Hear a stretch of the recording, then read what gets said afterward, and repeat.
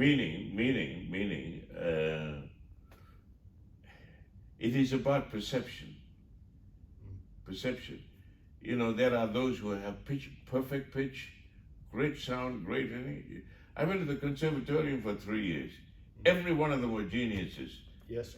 And I was a village idiot. Well, I think if you was to take a modern day, like The Voice, Yeah. some of the singers are fantastic on it. But if you was to put any of the superstars on there, be it, you know, Mick Jagger or whatever, they probably wouldn't get through to the finals because, you know. It's a different. It's a different thing, isn't it? I think you're about Okay, communication. so somewhere along the way, let me explain. Let me explain what it is. I think I have an aspect in my makeup how to connive or find means of making a mountain out of molehills. Okay? All right. I give you a perfect example. 1970. Okay. I had Sounds of Goodbye, and then there was a song called All I Have to Offer You that Charlie Pride had a success with, and they were going to release it.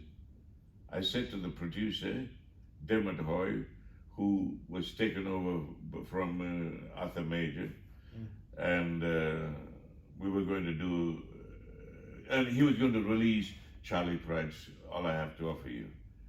I said to him, I really love this title of a song. To me, the title of a song is like the soul of the song. You know, somehow, but the title makes all the difference to me.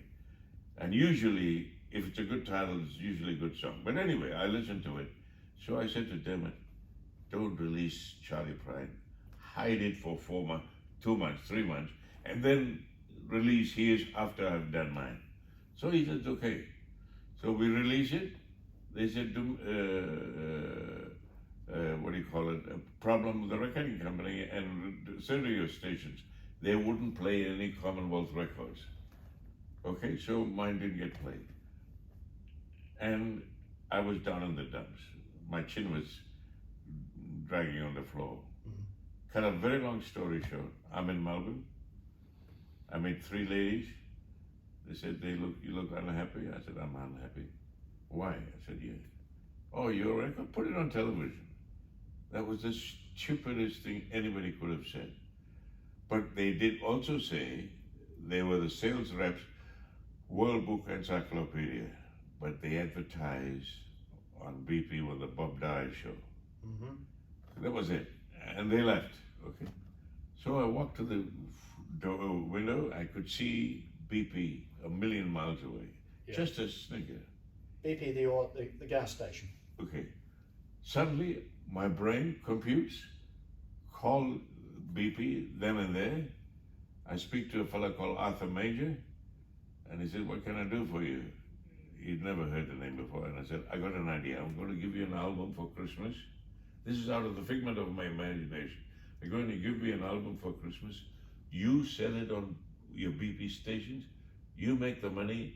I don't want to send, you give all of it to charity. And he said, great idea, but we have thousands like that. He hung up.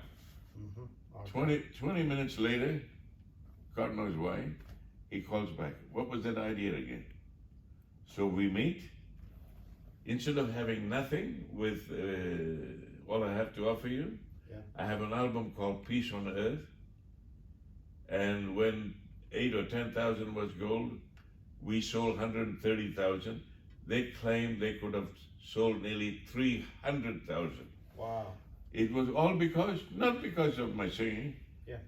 It was the idea.